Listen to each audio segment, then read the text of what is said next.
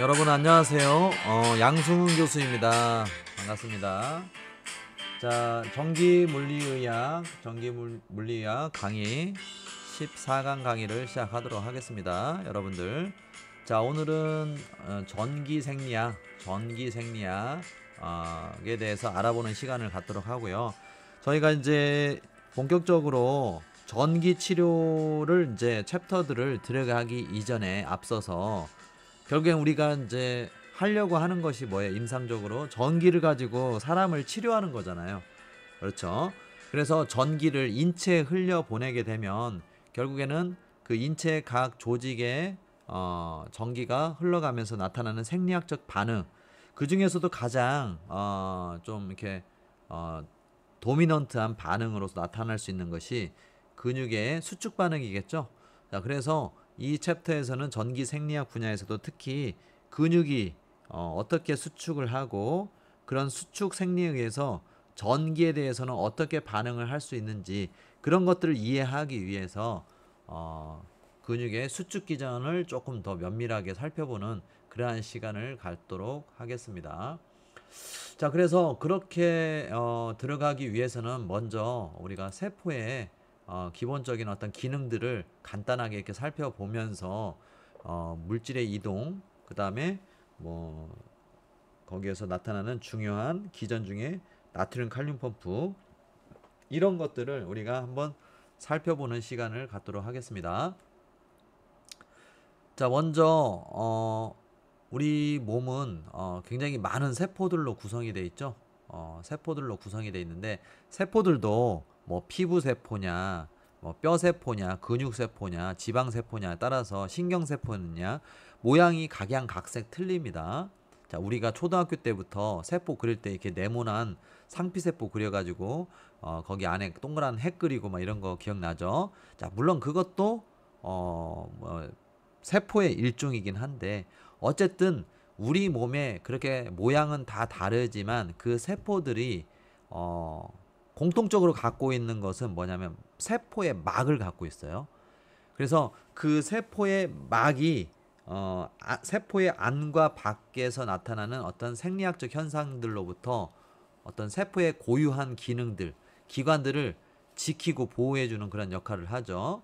자, 그래서 그 막이 어떻게 생겼느냐를 살펴보게 되면 그 세포막의 구조는 인지질 이중층으로 되어 있다. 그리고 두께는 7.5에서 10 나노메타입니다. 밀리미터 아닙니다. 나노메타 정도로 이렇게 구성이 되어 있고, 대부분 그 성분은 단백질이 많아요. 거기 사이에 이렇게 여기 지금 밑에 그림 보면은 뭐 여러 가지 뭐 모양의 다양한 모양들이 끼어 있는데, 대부분 모양은 틀려도 이런 것도 다 단백질입니다. 단백질 성분들의 어떤 그런 구조들이 많은데, 어쨌든 단백질이 55% 제일 많고, 그 다음에 인지질, 그러니까 인지질 이중층으로 되어 있으니까 이렇게 성냥개비 같이 생긴 거, 이런 것들이 인지질이라는, 이게 한 25% 정도 돼 있습니다. 분포도가. 그 다음에 콜레스테롤이 한 13%. 그러니까 우리가 콜레스테롤도 세포 구성에 어느 정도 큰 영향력을 갖고 있어요. 그래서 콜레스테롤도 적당히는 섭취를 해야 됩니다. 그 다음에 당지질 4%, 탄수화물이 제일 적지만 3% 정도 구성을 하고 있다. 자, 그래서 이 세포막을 구성하고 있는 이 인지질은 약간 어떻게 보면 성냥개비 같이 생겼어요. 성냥개비 같이 생겨가지고 다리는 이렇게 두 개로 이렇게 구성이 되어 있는 그런 형태인데, 이 머리 부분은 물과 잘 친화력을 갖고 있기 때문에 친수성이라고 이렇게 얘기를 하고, 이 꼬리가 있는 이 부분들은, 다리 같이 생긴 이 부분은 물을 싫어해요. 그래서 소수성 꼬리다 이렇게 얘기를 합니다. 자, 그래서 이제 세포들을 이렇게 보게 되면 이렇게 성냥개비 같이 생긴 부분, 머리 쪽이 바깥쪽을 향하고 또 이 세포 안쪽을 향하고 있어요. 그래서 서로 다리와 다리를 맞대고 있는 형태, 뭐 이렇게 말할 수가 있겠습니다. 자, 그래서 머리랑 머리 반대편의 머리는 서로 마주대고 있지 않고 서로 반대로 향하고 있고, 다리들이 서로의 그 소수성 꼬리라고 볼 수 있죠. 꼬리 쪽이 서로 맞닿아져 있는 이런 이중층을 형성하고 있다. 모든 세포들은. 그래서 이런 형태로 되어 있다라는 것들을 이제 생각을 해 보시면 될 것 같습니다. 자, 그 다음에 우리가 또 세포막을 통한 물질의 이동, 물질의 이동을 또 살펴보도록 하겠습니다.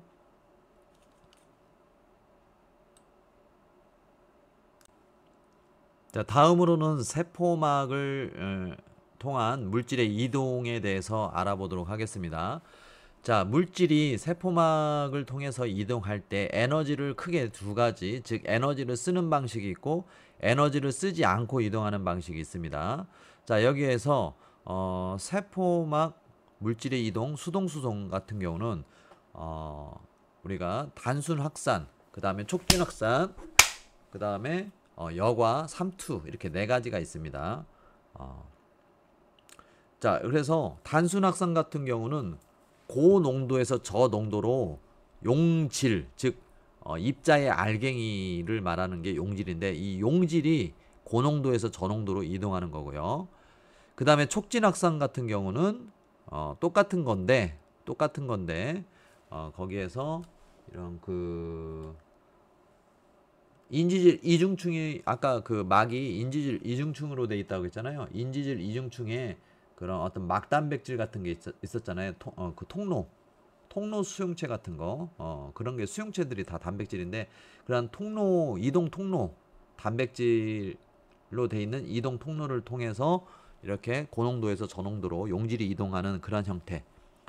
자, 이런 것들은 촉진 확산이라고 합니다. 그러니까 어떤 장비를 쓰는 거잖아요. 세포막에 있는 장비를 쓰는 거니까 그냥 놔둬도 이동은 하는데 고농도에서 저농도로 이런 어떤 그 막단백질 또는 뭐 수용체 이런 것들을 활용해서 이동하는 거니까 이건 조금 더 빨리 더 이동하는 그런 결과가 나오는 거죠. 이런 것들은 촉진 확산이라고 하고, 자, 이런 거죠. 그냥 놔둬도 이동은 하지만 이런 막단백질을 통해서 이동할 때 더 촉진되어지는 이런 형태가 촉진 확산이다. 이렇게 여기. 자, 그 다음에는 이제 여과가 있어요. 여과 같은 경우는 필트레이션이라고 해서 여과지에 우리가 그 커피 여과지 같은 데다가 커피 내려서 먹고 막 이렇게 하기도 하잖아요. 자, 그런 것들이 일종의 필트레이션인데 이것은 어떤 중력 같은 것들을 이용해서 그냥 그런 물질이 저절로 어떤 크기에 따라서 입자의 굵기에 따라서 적당한 크기 이상은 걸러지고 적당한 크기 미만의 것들은 이렇게 통과되는 그러한 형태의 이동이 바로 여과인데 이 여과 역시도 중력이라는 에너지를 쓰기 때문에 실제 그 본인이 에너지를 쓰는 방식은 아니죠. 그래서 필트레이션도 수동수송에 들어간다. 자, 그 다음에 이런 거죠. 이렇게 그 필터에다가 이렇게 어떤 알갱이가 있는 액체를 붓게 되면 거기에서 그 필터를 통과하는 액체와 아주 작은 미세한 입자들만 통과를 하기 때문에 이런 것들은 에너지를 쓰지 않고 통과하는 방식의 수동수송이라고 볼 수 있다라는 것이죠. 자, 그 다음에 이제 삼투가 있는데 삼투 같은 경우는 대부분 지금 이 수동수송의 앞쪽에서 보면은 용질들이 이동하는 거예요. 용질, 즉 입자의 알갱이들이 이동하는 방식인데 이 삼투는 특이하게 그 알갱이가 아닌 용매, 즉 그 알갱이를 담고 있는 어떤 용매가 물은 대표적인 용매의 한 예인데 어쨌든 뭐 물이 다 용매라고 할 수는 없지만 대표적인 어떤 용매 형태인 물을 이렇게 써놓은 거예요. 어쨌든 용매가 이동하는 방식인데 그게 조금 앞에 내용들하고 좀 다릅니다. 또 하나는 다 보면은 고농도에서 저농도로 또는 고에너지의 위치에서 저에너지의 포텐셜 에너지로 이런 그 입자들이 이동하는 방식이죠. 자, 그런데 거꾸로 이 삼투는 저에너지에서 고에너지, 저농도에서 고농도로 용매, 즉 이 물이 이동하는 방식을 말하는 것이다. 삼투. 그래서 제가 수업 시간에도 얘기를 했지만 그 김장 당국위에서 하루 전에 큰 다라이라고 하면 안 되나요? 일본어인가? 큰 어떤 통에다가 배추를 담아 놓고 뭐 소금 같은 경우를 뭐 그렇게 뭐 뭐 반가마 정도 이렇게 막 붓잖아요. 막 엄청 붓습니다, 소금. 그러니까 김치가 굉장히 고염의 식품이에요. 자, 그래서 소금을 뭐 이렇게 반푸대 같은 경우 막 쫙 붓잖아요. 그 안에다가. 자, 그러면 그 탱탱했던 배추가 다음날 어떻게 돼요? 숨이 팍 죽어 있죠? 숨이 팍 죽어 있고 소금에 의해서 그 다음에 어떤 현상이 일어나요? 그 큰 통에 전날에는 없던 물이 어디서 액체가 엄청 많이 빠져나와 있죠. 자, 그 물은 어디서 빠져나온 거예요? 배추에서 나온 거죠, 배추. 배추에서 즉 용매, 액체가 나온 거죠. 왜? 그 농도 경사를 맞추기 위해서 안과 밖에 농도 경사가 밖에는 너무 고농도고 배추 안은 너무 저농도잖아요. 그래서 농도 경사의 갭을 줄여주기 위해서 밖에 있는 액체가 저기 배추 안에 있는 액체가 배추 바깥으로 나오는 거죠. 뭐 이렇게 나온다고 해서 뭐 크게 그 농도 경사가 이렇게 바뀌는 건 아닌데 배추의 입장에서는 나름대로 농도 경사를 줄이겠다라고 해서 이렇게 액체가 빠져나오는 겁니다. 그런 것들이 대표적인 삼투예요. 자, 그래서 이렇게 네 가지 단순확산, 촉진확산, 여과, 삼투가 대표적인 수동수송이다. 자, 그 다음에 이제 능동수송이라는 게 있는데 능동수송은 이렇게 자연의 기본적인 현상을 거스르는 거죠.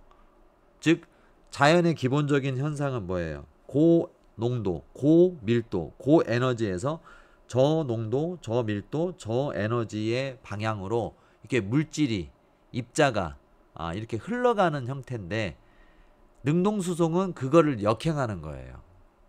자, 그래서 에너지를 억지로 에너지를 써가면서 농도 경사에 역행하는, 즉 그럼 농도 경사에 역행한다는 건 뭐예요?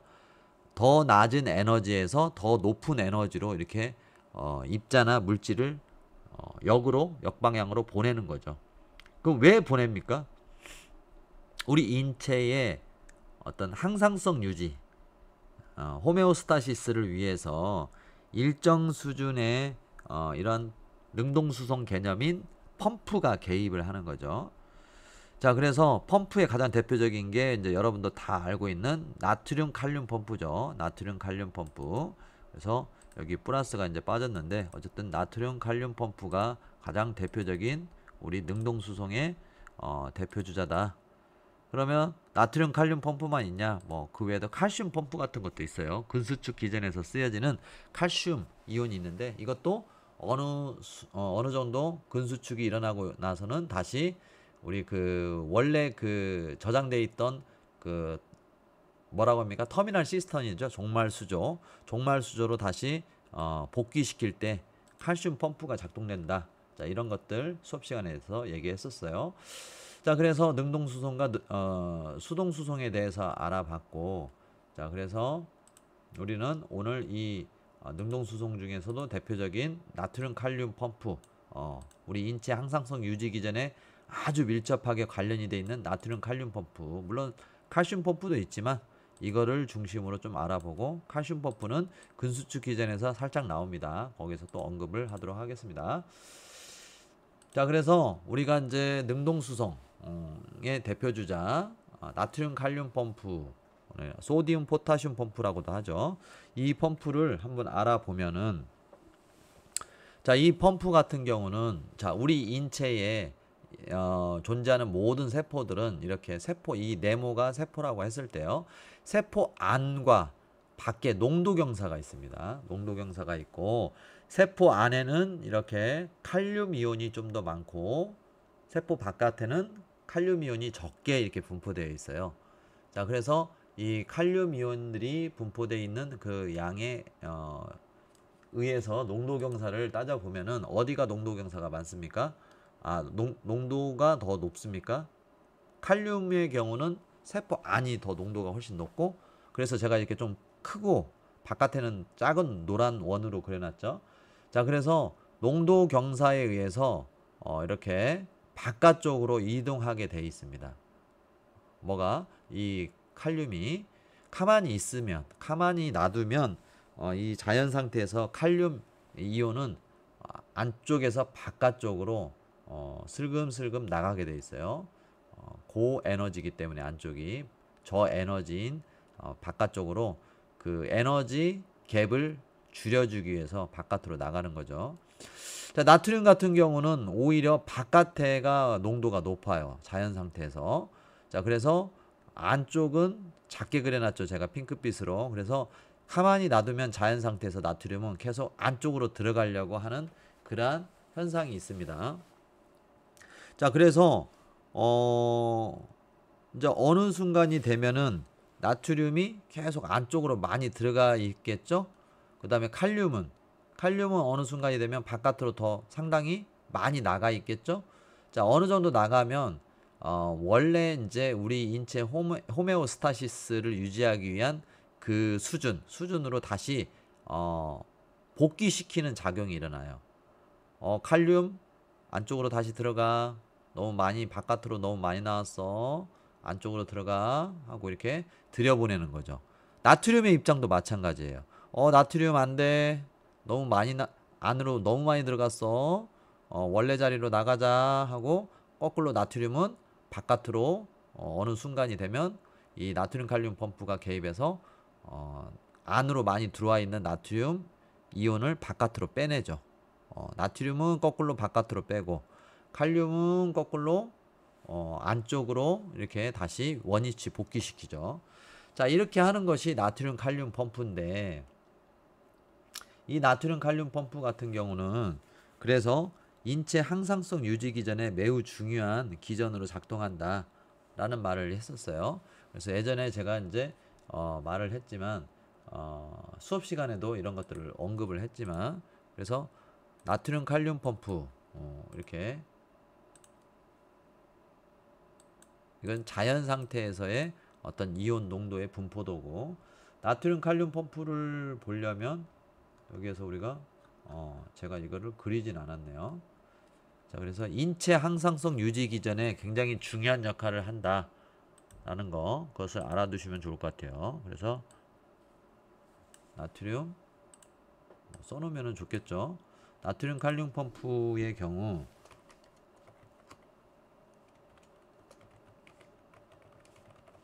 인체 항상성 유지 기전에 매우 중요한 역할을 한다 라고 여러분들이 알고 계시면 좋겠다. 자, 그래서 제가 예전에 이런 얘기를 한 적이 있어요. 여러분들 기억하려는가는 모르겠는데, 우리가 가만히 있어도 우리가 섭취한 에너지의 총 40% 정도가 나트륨 칼륨 펌프에 의해서 소진돼요. 가만히만 있어도, 숨만 쉬고 있어도. 그러니까 우리가 많은 어떤 신체 활동을 해야 에너지가 다를 거라고 생각을 하는데, 물론 그것도 맞는데 가만히만 숨만 쉬어도 일정 시간이 되면 우리가 배가 고파지죠. 그 이유는 이 나트륨 칼륨 펌프가 계속 우리 인체 항상성 유지 기전을 위해서 이렇게 작동되고 있기 때문에, 그런 우리가 이제 일정 시간이 되면 배가 고프고 에너지가 소진돼서 다시 밥을 찾게 되는, 에너지를 찾게 되는 그러한 결과가 나오는 거죠. 그래서 나트륨 칼륨 펌프 같은 경우는 한 번 작동될 때 칼륨 같은 경우는 어떻게 돼요? 자, 나트륨 3개를 바깥으로 다시 빼내요. 나트륨 이온 3개를 바깥으로 복귀시킬 때 바깥으로 나간 칼륨 이온 2개를 원위치 시키는 그러한 작용을 하게 되는 거죠. 그러니까 이 앞에서 이제 제가 잠깐 설명을 했을 때 나트륨 칼륨 펌프 이거 여기에서 이제 설명을 했었어야 되는데 여기에서 지금 설명하려니까 조금 버벅거리네요. 나트륨 칼륨 펌프 같은 경우는 한번 작동되면은, 자, 여러분 써주는 것이 좋으니까 이렇게 써주고 있습니다. 한번 작동될 때 1ATP를 쓴다고 했었죠. 1ATP 아데노신 트리포스페이트 1ATP를 소모하고, 자, 이때 밖으로 나간 칼륨이온 2개, 두 개를 안으로, 그 다음에 저 안쪽으로 들어간 나트륨 이온, 나트륨 이온 3개, 세포 내로 들어온 나트륨 이온 3개를 밖으로 원상 복귀 시킴. 뭐 이렇게 얘기를 하면 좋겠죠. 자, 그래서 나트륨 칼륨 펌프가 한번 작동될 때마다 어떤 결과가 나타나는가는 여러분들 한번 생각을 해보세요. 나트륨 칼륨 펌프가 한번 작동될 때, 자, 결국에는 밖으로 나간 칼륨 이온 2개를 안으로 복귀시키고, 또 안쪽으로 들어간 나트륨 이온 3개를 바깥으로 원상 복귀시키게 되면 결론적으로는 세포 안쪽은 어떻게 돼요? 세포 안쪽은 마이너스가 되게 됐죠. 그렇죠? 자, 그러니까 여러분들 생각을 해보시면, 여러분 호주머니에 들어온 300원이 여러분 호주머니에서 이게 1ATP를 쓸 때 나트륨 칼륨 펌프가 한 번 돌아간다고 했잖아요. 작동되는데. 그래서 1ATP를 써서 한 번 펌프가 돌아갈 때 내 호주머니에서 3개의 플러스 이온이 나가는데, 바깥으로 나간 플러스 이온은 2개밖에 안 들어와. 자, 그러면 이 펌프가 한 번 작동될 때마다 세포 안은 계속 마이너스 1이 일가의 양이온이 손해보겠죠. 그렇잖아요. 3개를 바깥에다 내주고 바깥에서 2개를 갖고 들어오니까 내 호주머니로. 그러니까 한 번 돌아갈 때마다 나는 마이너스 1이 되는 거예요. 그러니까 계속 이 나트륨 칼륨 펌프가 작동되면은 세포막 안의 전이는 어떻게 돼요? 다시 원래 상태로 되돌아간다는 의미는 마이너스가 된다라는 거죠. 그래서 세포막 안의 전이는, 이 막전이는 항상 마이너스가 됩니다. 이 안정막 상태로 되돌아가게 되면. 자, 그래서 이렇게 나트륨 칼륨 펌프가 있어야 우리 몸에 있는 그 수많은 세포들의 세포 안의 전이가 음전이로 유지가 된다. 음전이로 유지가 된다. 자, 그래서 여기서 이제 활동전이 활동전이 그래프를 이렇게 봤잖아요. 활동전이 그래프를 봤는데, 여기서 보게 되면 마이너스 90으로 이렇게 평상시에 이렇게 여기 보면 여기 평상시에 어떤 자극이 없을 때 이렇게 보게 되면 평상시에 이렇게 마이너스 90 이렇게 돼 있죠. 90으로 돼 있다라는 것은 뭡니까? 그것은 세포, 지금 이 그래프라는 것은 우리가 늘 강조를 하지만 이게 어떤 거를 나타내는 건지를 조차도 모르는 사람들이 많다는 거죠. 세포 안에 전이 상태를 그려놓은 거예요. 나타낸 거예요. 세포 안에 전이.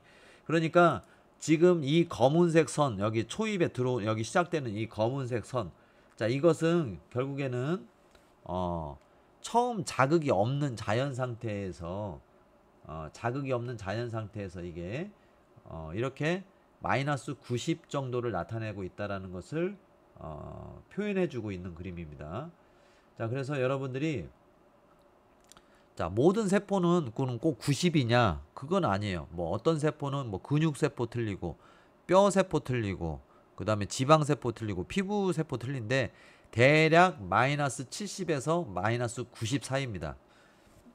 그러니까 세포마다 조금 더 음전이가 있고, 좀 더 음전이에서도 좀 이렇게 마이너스 90mV에 가까운 게 있고, 조금 더 높아서 마이너스 70mV에 가까운 것도 있는데, 그래서 보통 이제 한 80mV로 많이 이제 책에서 표현을 합니다. 근데 여기는 90으로 돼 있네요.